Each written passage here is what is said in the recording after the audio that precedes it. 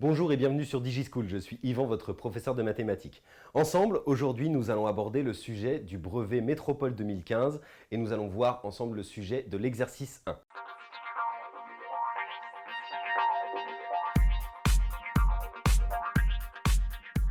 Quelques consignes d'ordre général sur l'épreuve du brevet de mathématiques, qui ne sont pas forcément relatives à cet exercice 1, mais qui sont plutôt des consignes effectivement générales qui vont porter sur tous les exercices de cette épreuve.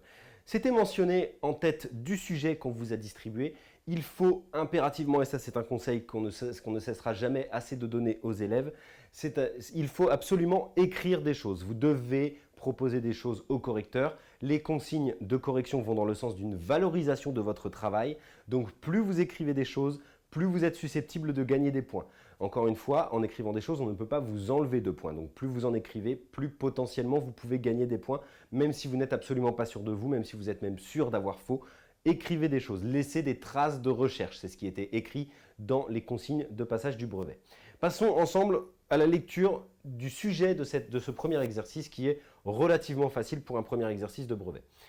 Une coopérative collecte le lait dans différentes exploitations agricoles. Le détail de la collecte du jour ont été saisis dans une feuille de calcul d'un tableur. Alors un tableur, si vous ne l'avez pas vu en classe, c'est un logiciel qui permet de traiter des données numériques.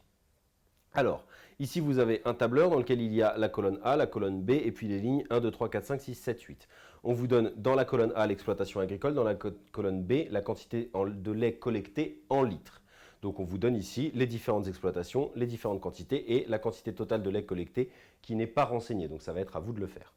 Question 1. Une formule doit être saisie dans la cellule B8. Cellule B8, c'est donc la cellule qui est ici.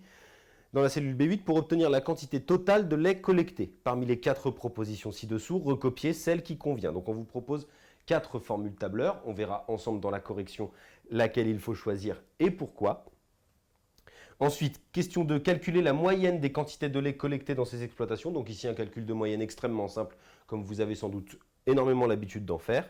Et enfin, question 3, un petit peu plus complexe. Quel pourcentage de la collecte provient de l'exploitation petit pas? On arrondira ce résultat à l'unité. Donc voilà, un exercice somme toute relativement court. 3 questions auxquelles il est assez rapide de répondre. On le verra dans la correction. Et donc effectivement, un premier exercice qui finalement se focalise sur des capacités basiques de calcul. Cette vidéo est maintenant terminée, je vous invite à visionner la vidéo suivante dans laquelle nous corrigerons ensemble ce premier exercice et je vous dis à bientôt sur DigiSchool.